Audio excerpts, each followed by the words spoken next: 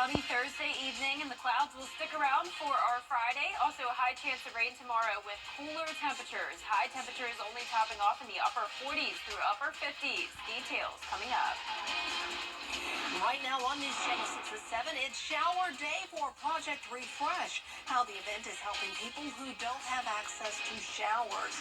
Also ahead, upgrades coming to Augusta Regional Airport. How the new projects will result in a smoother Masters Week. And work underway on Olive Road. Why some in the area want the city to keep the bridge open. As your News at 7 starts now. Live from Television Park, this is WJBF News Channel 6 at 7. Good evening, everyone. You're watching News Channel 6 at 7. I'm Dee Griffin. Thanks so much for joining us. Coverage you can count on begins as the candidates for House District 125. A bicyclist struck by a train in Columbia County. It happened this afternoon on Washington Road at Baston Road. The Columbia County Sheriff's Office says one person is dead after the accident. Authorities say due to this incident, traffic is being diverted along Washington Road. So be careful if you are traveling out there. Well, time now for a first look at our weather. And here's meteorologist Jennifer Tracci with a look at this evening. Jenna. Well, it was a cool day, Dee. No sunshine for us. Completely cloudy today, and the clouds are still here as we take a live look at our Terry Lambert Hyundai Skyview cam over in Aiken. It is dry outside, though, and notice it is so much cooler than it was this time yesterday. 14 degrees cooler in Augusta and Aiken, 20 degrees cooler in some of our southern line counties. Temperatures right now are in the upper 40s through mid-50s, already down to 51 in Augusta, 48 in Aiken, McCormick at 49, 47 in Thompson, Wrightsville, you're at 54, and 50 in Lincolnton. Those dew points are very low. They're down into the 20s. We even had some teens earlier, so a dry air mass overhead for now with some very light winds, only up to around 7 miles per hour in Sparta, nothing like what we had yesterday with those gusts up to 50 miles per hour. Satellite radar showing the blanket of cloud cover across the region. And as we zoom out here, more clouds all the way out towards the west. Scattered showers as well as we have the system that just developed here down in the Gulf of Mexico. This is going to move in our direction, bringing us the chance of rain tomorrow, continued cloudy skies, and also the cool temperatures persisting. So tomorrow morning, expect those low 40s with the clouds and the rain, and we won't warm up much more than that. Some of us only topping off in the 40s tomorrow, others topping off in the 50s, but nonetheless below average for everyone, and then a quick warm up over the weekend. All those details coming up, but back to you, Dee. All right, thanks so much, Jenna. We'll see you then. Necessary resources for those in need. Project Refresh teaming up with the Richmond County Health Department to hold its monthly shower day. Here's Isabella Moody with more. The health department and other partners team up every month to bring the community an event that reaches to those in need that may not be able to find these resources somewhere else. God just spoke in my heart, and just to reach out to our more vulnerable populations, and people are just in need right now of all sorts of things. So there's food here, haircuts, manicures, clothing, the showers are here. Wheeler is always striving to get what the people need and looking for more community involvement. I'm always looking for partners, for vendors to come out, community partners to come out. I'm always looking for donations of clothing and shoes and all those types of things. This event also allows people to be able to find free resources and get the essentials in one place. There is even free public transportation. There are resources out there to help people, but we are unaware of it. So events like this help us to know what's out there for help. I come every month with hopes of finding other resources for work and finding resources for clothing. In January, the event brought over 200 people, and each month continues to bring smiles to everyone involved. It's just such a beautiful way to spend a couple hours with your community, bonding over, just loving up on each other. Project Refresh Shower Day is not only important, but crucial to the community, and attendees tell me they look forward to it each month. I am grateful, and without these services, I really wouldn't have anything. I wouldn't have anything at all. The next event is on March 28th from 9 a.m. to 12 p.m. with pickup locations at Gap Ministries, Center for Hope, Master's Table, and the Broad Street Transfer Station starting at 8:30 a.m. In Augusta, Isabella Moody, WJBF News Channel 6. Aiken Chamber of Commerce President David Jameson is retiring after nearly 25 years on the job. He spent 6 years in Aiken County in the 80s, starting the Economic Development Partnership before moving on. Eventually, Jameson moved his family back to Aiken to head the chamber. He says he enjoyed the responsibility of looking into the future during his career. Well, the Advanced Manufacturing Collaborative at USC Aiken.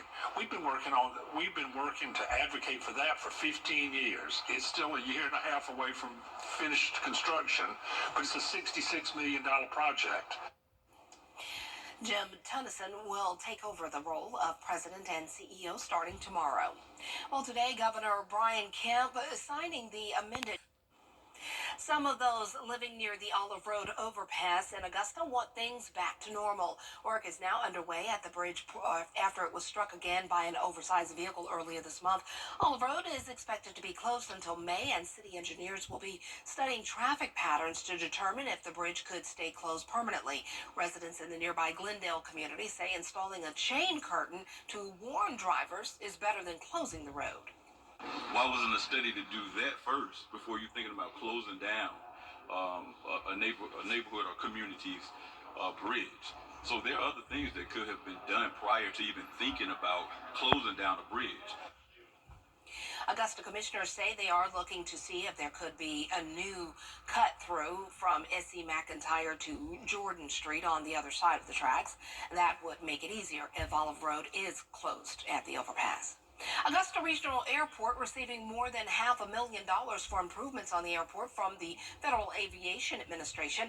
Maria Smith tells us how this improvement will benefit passengers. That whole project will be about 95% done by masters. It'll just be some, punch list items afterwards. The masters might be more than a month away, but Augusta Regional Airport has been making improvements year-round, and now they're ready to serve all passengers, including masters patrons. We actually have the 2 additional jet bridges on property, and they're being installed right now, so they will be operational for masters. With that, there won't be any ground boarding for masters, and the facility will be expanded a little bit so we can have all the additional space for all the patrons coming through. So airport staff say they're all hands on deck as they're expecting larger numbers of patrons. This year, both airlines added multiple destinations for masters. So I believe Wednesday we're going to have about 39 flights that day, which is extremely busy for us. And this year, Delta actually added a bunch of additional direct flights. So we're going to see a large increase of passenger traffic this year. And the airlines are getting ready, and TSA and ourselves as well. We're bringing in additional staff to make sure we can accommodate those numbers. And if you're someone wanting to rent a car after landing in the Garden City, your rental process remains the same, but the airport has implemented a new rental upgrade. We have a new car rental facility, which is actually across the street from the main airport property, and that facility will house the rental cars, and it is a maintenance bay, car wash station, fueling station for them. During the monthly aviation agenda meeting, members discussed performance accomplishments and even more new expected additions to the airport. We're going to embark on a new TSA expansion project here soon to accommodate additional growth as well, and the airlines take all that into consideration as well. The more people use the airport, the more they will take note. Coming up, a fast food restaurant is facing backlash after proposing surge prices. We'll have the response from Wendy's when coverage you can count on continues. Accidents turn. We're here to help you anytime, anywhere you need us. When is surge pricing not surge pricing? That's a question Wendy's is scrambling to answer after news of the fast food chain's creative cost plan fell flat with the public. Here's Rhiannon Alley with the story. This morning, after a burger backlash from coast to coast, Wendy's is trying to clarify its plan to test so-called dynamic pricing, where customers could see menu prices change during the day based on demand or a restaurant's location. Initial reports about the pricing plan led to Wendy's normally grilled food getting roasted in the media. So a burger may cost $1 more during the lunch rush and $40 more at 3 a.m. We know you want it. Just set a price, tell me the price, Don't punish me for going at a certain time. Senator Elizabeth Warren even accused Wendy's of price gouging. Here's how the controversy started. Wendy's CEO last week announced we will begin testing more enhanced features like dynamic pricing and day part offerings, along with AI-enabled menu changes and suggestive selling. That led to comparisons between Wendy's plan and so-called surge pricing used by rideshare companies like Uber, which charge more during rush hour. But now Wendy's is firing back, saying when it comes to surge pricing, we didn't use that phrase, nor do we plan to implement that practice. It now insists that any shift in pricing would be to offer discounts during slower times of the day. When it comes to dynamic pricing, the price will change based on how much supply of that product exists. Surge pricing has to do with the time of day. So if there's more demand specifically for a time of day, you have that surge price, which ultimately means that price is probably going to increase. Dynamic pricing, the price could go either higher or lower. Rhiannon Alley, ABC News, New York. It will be a cloudy Friday with a pretty good chance of rain. Also some cooler temperatures. Highs only topping off in the upper 40s through upper 50s. Then we're right back to the 70s on Sunday. Details coming up. Boom. Now, your most accurate forecast with WJBF Live 5/6. Welcome back. Earlier today, I got to go all the way out to Wagner in Aiken County, and I went to A.L. Corbett Middle School's Career Day. I spoke with 5 different classes, all middle school age students, about the weather and what it's like to be a meteorologist, and I was very happy to hear a lot of them actually watched the news and knew who I was, so that was really cool. Definitely seems like a lot of times people this age do not watch the news, so definitely a nice surprise there. Thank you so much for having me, and I hope to see you guys again next year. Here's a live look now at our Terry Lambert Hyundai Skyview cam over in North Augusta. It is mostly cloudy outside and cool, 51 degrees. East wind, that's very light, so no longer have those high wind gusts, so that's good news. Upper 40s already in some spots, mid-50s towards the south. 49 in Washington and Crawfordville, 48 in Edgefield. Barnwell, you're at 52, 53 in Sylvania, and 54 in Millen. Satellite and radar showing this blanket of cloud cover all across the two-state. We've been dry so far today, but we are seeing some very light and scattered activity starting to move into our western border of Georgia. So later on tonight, we'll have around a 20% chance of some rain. The bulk of it doesn't come in until tomorrow, though. We have the system that formed in the Gulf of Mexico with all the showers around it from Georgia all the way out to Oklahoma and Texas, where there's more rain. So tomorrow, we'll see our chance of scattered showers along with the wedge setting up. So we'll have high pressure to our north, southerly flow coming in with that system in the Gulf, and this causes a big variety of temperatures. In northern Georgia, 40s. In our area, mostly 50s, and in southern Georgia, there will actually be some 70s, and down in Florida, 80s. So big difference there from northern Georgia down to northern Florida. For us, I'm going with 47 in spots like Crawfordville and Lincolnton, 57 down in Sylvania and Swainsboro, 58 in Allendale, so it's not going to be very warm for us tomorrow, no matter where you are.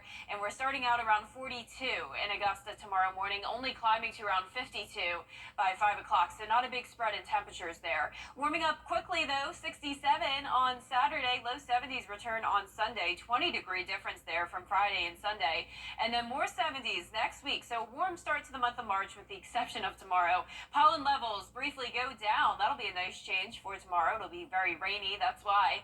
Then as we get dry out, we will see higher pollen levels Sunday and Monday. Futurecast tonight at 9 o'clock showing the chance of some scattered light rain showers, most of it just drizzle. Then as we go into Friday morning, a better chance of rain as we'll have an increase in moisture. Those dew points start to rise.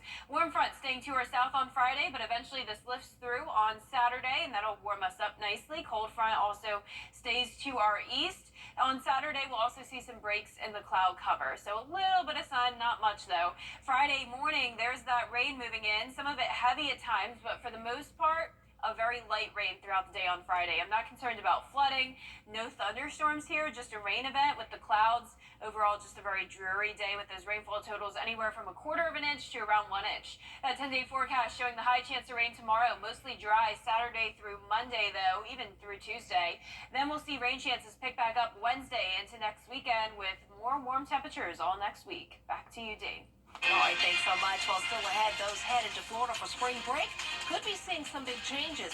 What state leaders look to change when your news continues.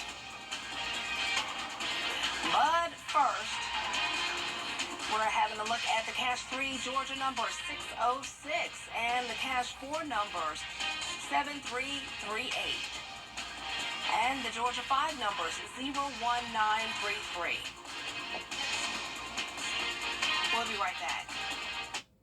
Bruce Credit, Waynesboro Chrysler Dodge Jeep Ram has financing options. The President's Day sales event continues. Shop more Jeeps here than anywhere else. When others say no, we say yes. 2.9% on Jeeps. Good to go, Waynesboro.com. Is your driveway or now even better? Download it today. Beat the deadline now through the end of the month. The President's Day sales event at Waynesboro Chrysler Dodge Jeep Ram. Get instant credit approval. 4.9% on Dodge Durangos. Good to go, Waynesboro.com. The WJBF Live Viper 6 Skyview Network is sponsored by Terry Lambert Hyundai. Low prices, big selection, and committed to quality customer service. The spring break season is nearly upon us, and this year could see some big changes for college students headed to Florida. In some places, the drinking age and the prices will be raised. Here's Andrea Fujii with more. The beaches of South Florida have long been a spring break destination, but violence in years past is prompting law enforcement to take new action this year. Come here, enjoy, but don't come here looking for trouble. We've had enough.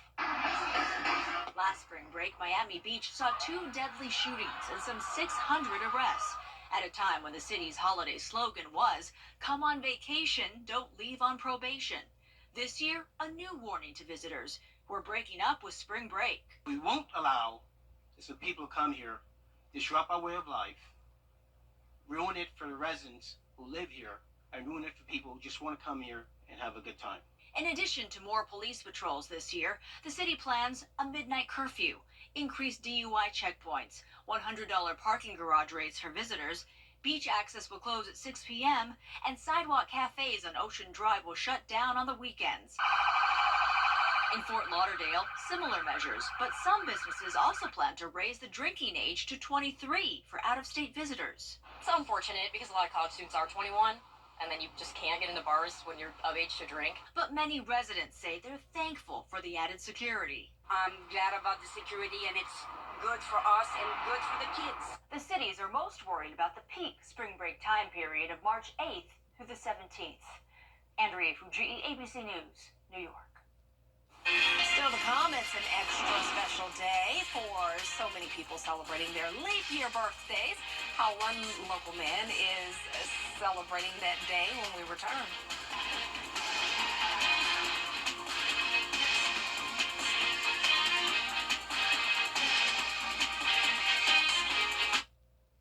Hey, CSRA. Now open at Augusta Exchange. The #1 entertainment talk show is giving you more of what you love. Please. Oh, that was abrupt. More stars. More rap. And more. It's time to play. Stars. I'm sorry you didn't win a mug or a t-shirt. I don't like you anymore, Mark. Get more of what you love. Want more? Ooh, we've got more. With Live. Weekday mornings at 9 on News Channel 6. It is a very special day for a pair of newborn twins. And the twins, Hendrix and Theodosia, were born today, February 29th, at Doctors Hospital.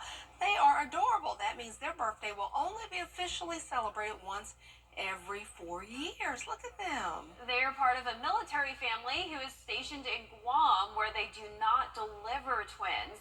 The father got reassigned here while mom, Brittany, was 30 weeks pregnant. They are so precious, and I like their names a lot. They're very creative. When I figured out it was leap year, I was like, all right. And then because of the C-section had to be scheduled, we were just thinking, I was looking at the day, I was like, the 29th, that'd be something to say, like, like I was born on the 29th of February, and there's always that one person who's like, there's not 29 days in February. I think it's very unique, and nothing more unique than to be twins and born on a leap year. Oh, that is so cool. The twins will celebrate their official first birthday in 2028 when they're 4 years old. And if you're one of those leap babies like these, happy birthday to you. And I know there's a sign on Walton Way for Guy Bowen, and his sign said honk because he's 60 today, a leap year. So happy birthday to all you leap year babies out there. So is he really 60? 15. Or? I would go with the 15. He's 15. Isn't that crazy? That is crazy. Just wow. That's cool. Yeah. I also just saw something online where a mom just gave birth to a baby on Leap Day, and she was also born on Leap Day. Wow. That's such a coincidence. That is like, what are the interesting. chances of that? Well, for our forecast, it's going to be cloudy and rainy tomorrow. A cool day, starting out at 42, only making it to 52 in the afternoon. Warming up to 67 on Saturday, a few showers. Dry and warmer on Sunday, 72. And more 70s and chances of rain next week.